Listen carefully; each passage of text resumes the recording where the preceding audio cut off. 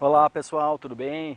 Hoje estaremos falando sobre o sacrifício de animais. É realmente obrigatório ou necessário em oferendas e feitiços? A quantidade ou tamanho dos animais influenciará no resultado final? Existem regras que estabelecem que tipo de animais eu posso utilizar em uma oferenda ou feitiços? Sobre esses assuntos iremos falar logo após a vinheta.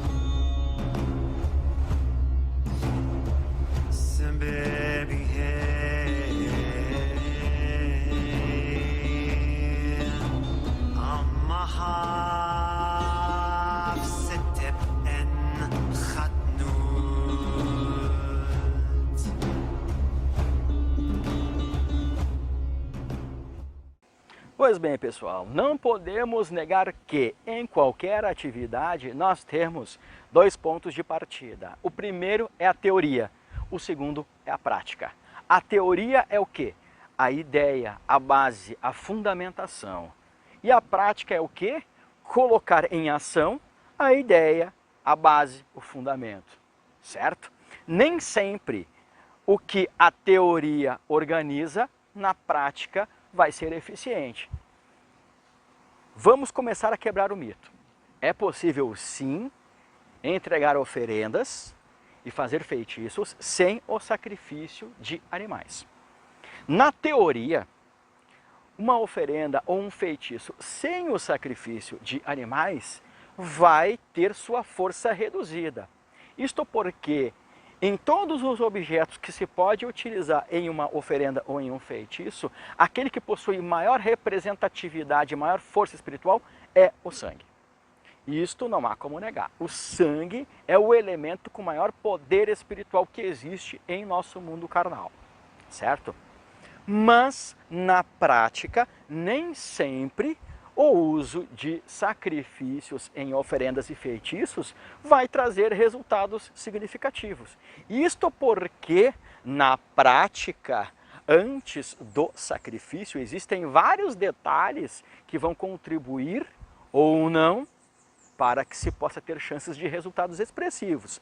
Começamos pela pessoa que vai executar aquele procedimento. Esta pessoa, ela tem que ser alguém capacitado, alguém com credenciais espirituais para isso, ou seja, alguém que seja iniciado em um culto, alguém que tenha sido consagrado, que tenha entidades consagradas, altar consagrado, ou que seja zelador de uma entidade, enfim, esta pessoa ela tem que ter credenciais espirituais para executar aquele ato a qual se propõe, ok? Outro fator importantíssimo, esta pessoa ela tem que estar equilibrada, ela tem que estar equilibrada emocionalmente, porque nós não podemos usar a força emocional, nós temos que usar a força espiritual. Agora, em seguida, já vou mostrar para vocês um exemplo do que é força sentimental e o que é força espiritual. Então, a pessoa que vai executar este procedimento, elas têm que estar em equilíbrio emocional, ok? Aqui estarei dando um exemplo bem básico e para que possa ser fácil o entendimento, a interpretação daquilo que estou falando. Quando vamos executar um procedimento espiritual, nós temos que usar a energia espiritual e nunca a energia sentimental. Existem duas energias que influenciam diretamente na vida de todo ser humano: a energia sentimental e a energia espiritual, sempre em nossas rotinas, ok? Então, o copo com a terra está representando a energia sentimental. O copo com a água, a energia espiritual. Quando você vai executar um procedimento espiritual, seja ele qual for, você tem que estar em equilíbrio emocional. Você não pode influenciar com os seus sentimentos. Você não pode colocar os seus sentimentos naquele ato espiritual. Já vou demonstrar o porquê. Então aqui nós temos a energia sentimental sendo usada. Esta é a energia sentimental sendo usada. Aí agora nós temos a energia espiritual sendo usada.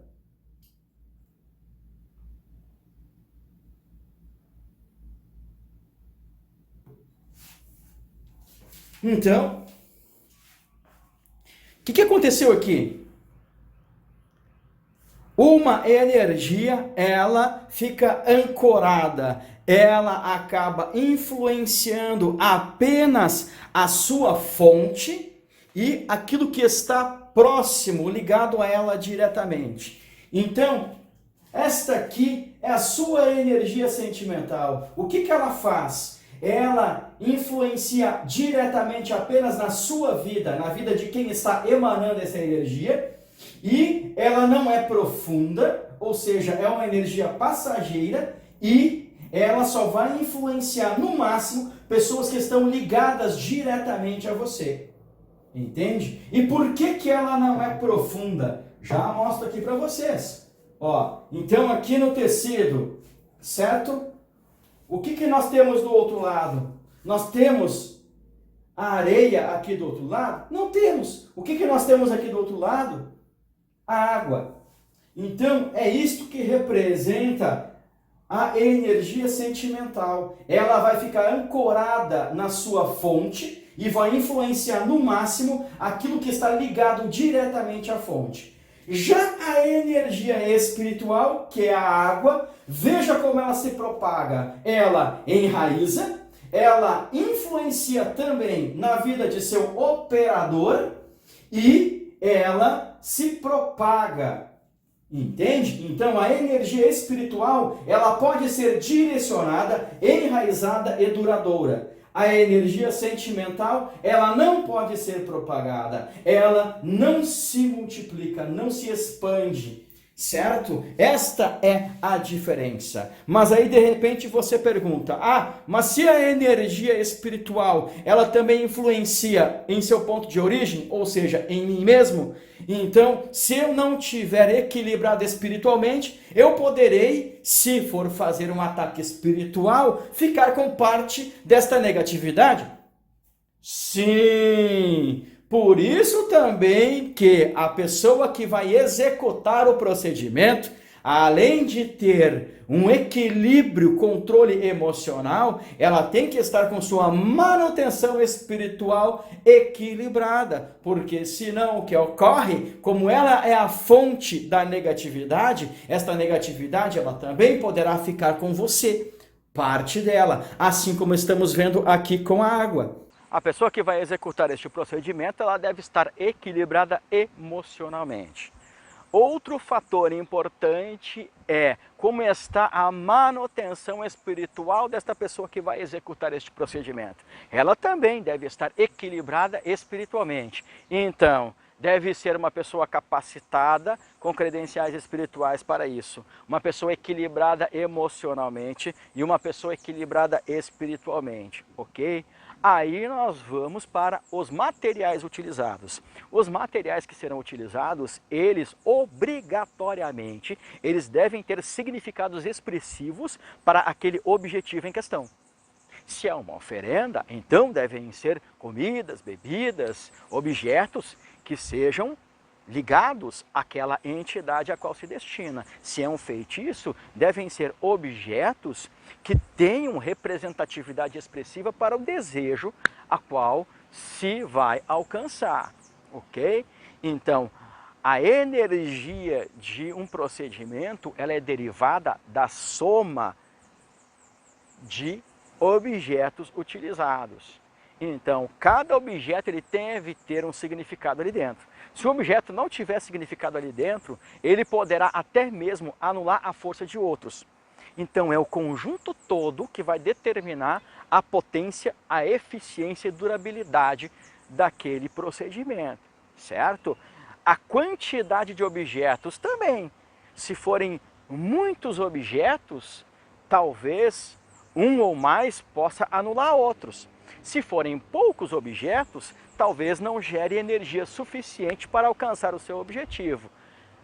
Notaram agora que existem vários detalhes antes do sacrifício que vai determinar se você terá boas chances de alcançar resultados ou não? Então, é perfeitamente possível fazer oferendas, certo? Ou fazer feitiços sem o sacrifício de animais. Na teoria, é mais forte, com certeza absoluta, mas na prática existem muitos detalhes antes do sangue que vão determinar se realmente haverá chances ou não de resultados expressivos.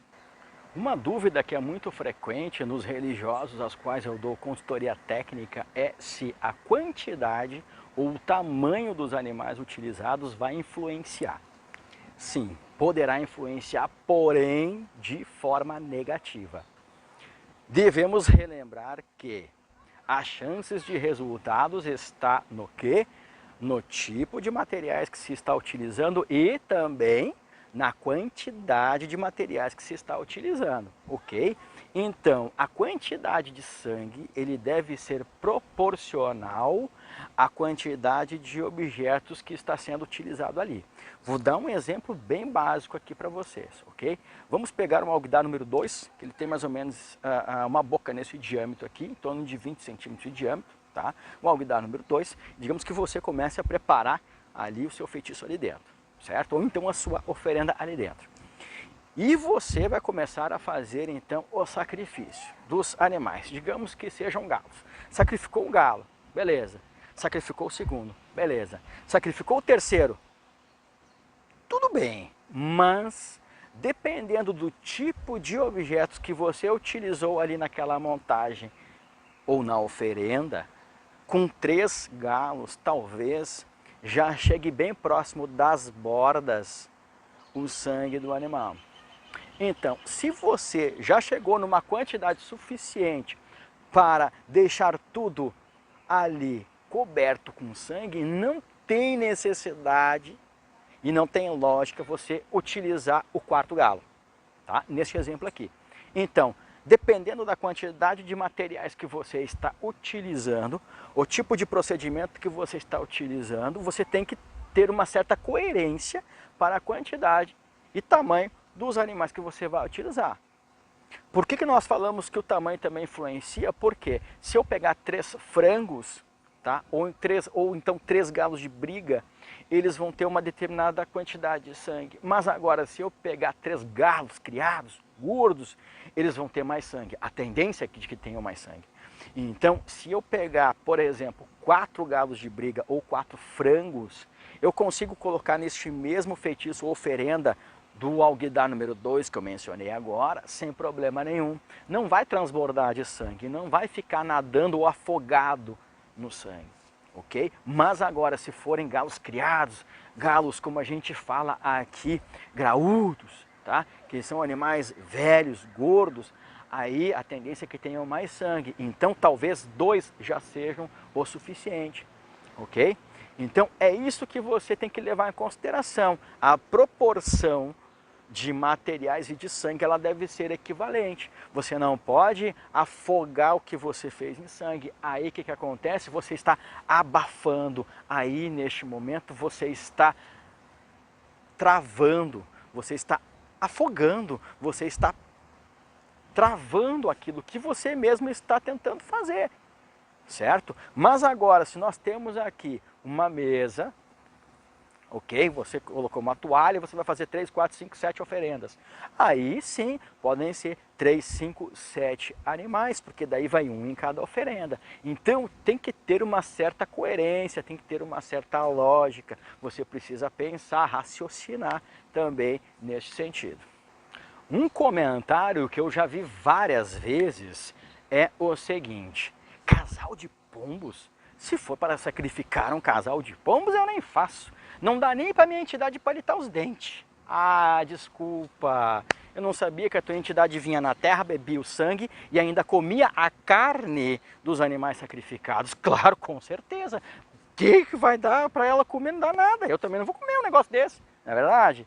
Ou então outros comentários que fazem é: ah, se for para fazer com ave eu nem faço. Eu só faço se for com cabrito, com bezerro, com carneiro. Ah, desculpa.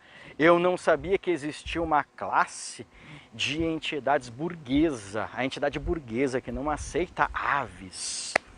Olha, gente, para ser bem sincero, cada procedimento, seja ele uma oferenda ou um feitiço, ele vai ter opções de animais a serem utilizados. E os animais também, eles possuem uma certa representatividade. Ou seja, o sangue dos animais, eles têm um significado. Todos são importantes, todos têm força e eficiência. Não é porque um pombo tem 25 miligramas de sangue e um bezerro tem 5 litros de sangue, que isto vai fazer com que o bezerro tenha o sangue mais forte que o pombo. Não. A quantidade aqui eu estou dando só um exemplo, tá, gente? Eu não calculei se um pombo tem 25 miligramas de sangue e se um bezerro tem 5 litros. É só um exemplo, tá?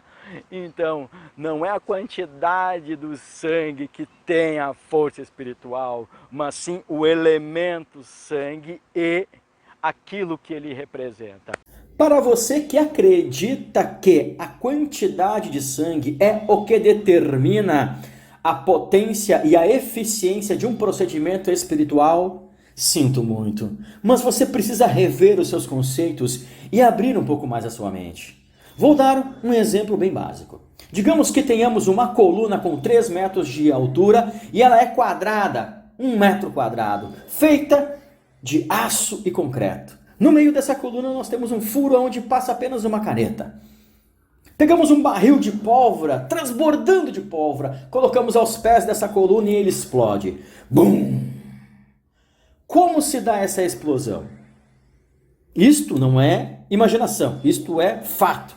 A explosão, ela é o impacto 60% para a frente e para os lados, 10% para baixo, 20% para cima e 10% para trás. Ou seja, apenas 10%, esse impacto que vai para trás, é que vai pegar a coluna. E não vai alcançar o objetivo que seria quebrar esta coluna.